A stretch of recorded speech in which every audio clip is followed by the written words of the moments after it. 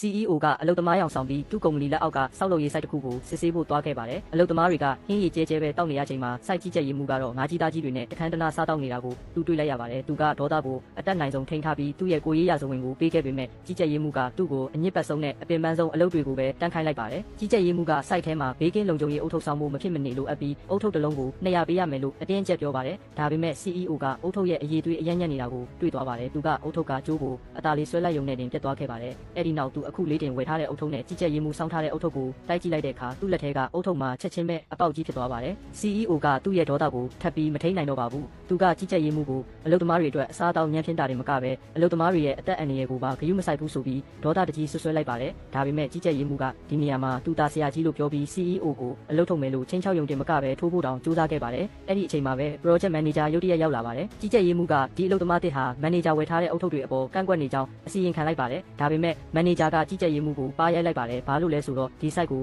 လာတဲ့လူတွေထဲမှာသူ့ရှိုးတွေရှိကောင်းရှိနိုင်တယ်လို့သူထင်လို့ပါပဲ။ဒါကြောင့် manager က CEO ကိုကုမ္ပဏီထဲမှာဆွေမျိုးတော်ဆက်သူရှိသလားလို့စမ်းသပ်မေးမြန်းပါတယ်။ CEO ကတော့အချိန်မတန်သေးဘူးလို့ယူဆတာကြောင့်သူ့မှာဘာအဆက်အသွယ်မှမရှိဘူးလို့ပဲပြန်ပြောလိုက်ပါတယ်။ဒါကိုကြားလိုက်ရတဲ့အခါ manager ကသူ့ရဲ့သဘောထားကိုချက်ချင်းပြောင်းလိုက်ပါတယ်။သူကသူများကိစ္စဝင်ပါတာနဲ့ပတ်သက်ပြီး CEO ကိုဒေါသတကြီးစူပူချိန်မောင်းလိုက်ပါတယ်။ manager ရဲ့ထောက်ပံ့မှုကိုရလိုက်တဲ့ကြီးကြပ်ရေးမှုကလည်းအရန်ကိုမောက်မာလာပါတော့တယ်။သူက CEO ကိုဒီမှာနေချင်ရင်သူ့အမိန့်တွေအားလုံးကိုလိုက်နိုင်ရမယ်လို့ပြောလိုက်ပါတယ်။ CEO ကတော့စကားပြောလို့မရတော့အောင်ကိုဒေါသထွက်နေခဲ့ပါတယ်။အဲ့ဒီအချိန်မှာ manager ကအလုပ်သမားအားလုံးကိုစုဝေးခိုင်းလိုက်ပါတယ်။သူကရုံးချုပ်ကနေအလုပ်သမားတွေရဲ့လစာတွေကိုထုတ်ယူလာခဲ့တယ်လို့ပြောပေမဲ့လစာရချင်ရင်တော့သူ့မိမဆိုင်ကလက်ဖက်ရည်တစ်ခုကိုမဖြစ်မနေဝယ်ရမယ်လို့ပြောလိုက်ပါတယ်။လက်ဖက်ရည်တစ်ခုရဲ့တန်ဖိုးက$9000ဖြစ်တာကြောင့်ဒါဟာအလုပ်သမားတွေရဲ့နှုတ်ဝက်လစာဖြစ်နေလို့သူတို့တွေအရန်စိတ်ပြတ်သွားကြပါတယ်။ဒါပေမဲ့ကြီးကြပ်ရေးမှုကဒါဟာစီကံဖြစ်ပြီးမလိုက်နိုင်ရင်လစာတစ်ပြားမှမရဘူးလို့တတိပေးလိုက်ပါတယ်။ CEO ကတော့ဒါကိုဆက်ပြီးမကြည့်ရတော့ပါဘူး။အလုပ်သမားတွေအသက်နဲ့ရင်းပြီးရှာထားတဲ့ပတ်စံတွေကိုသူတို့ကဒီလိုနည်းနဲ့လူယူနေကြတာပါ။အလုပ်သမားဟောင်းကြီးတစ်ယောက်ကသူ့သားဆေးရုံမှာနေမကောင်းဖြစ်နေတာကြောင့်ပတ်စံလိုအပ်လို့လက်ဖက်ရည်ဝယ်ခိုင်းတာကိုမလုပ်ဖို့မန်နေဂျာကိုတောင်းပန်ခဲ့ပါတယ်။ဒါပေမဲ့ကြီးကြပ်ရေးမှုကသူ့ကိုဒေါသတကြီးနဲ့အလုပ်ထုတ်ပစ်လိုက်ပါတယ်။အဖိုးကြီးကအရန်ကြောက်သွားပြီးသူ့ကိုအလုပ်မထုတ်ဖို့မြေကြီးပေါ်မှာတူးထောက်တောင်းပန်ခဲ့ပေမဲ့ကြီးကြပ်ရေးမှုကသူ့ကိုပြင်းပြင်းထန်ထန်ရိုက်နှက်ခဲ့ပါတယ်။ CEO ကသူ့ရဲ့လက်ထောက်ကိုချက်ချင်းဖုံးဆက်ပြီး site ကိုအမြန်လာဖို့ပြောလိုက်ပါတယ်။ပြီးတော့အဖိုးကြီးအတွက်တရားမျှတမှုရဖို့အတွက်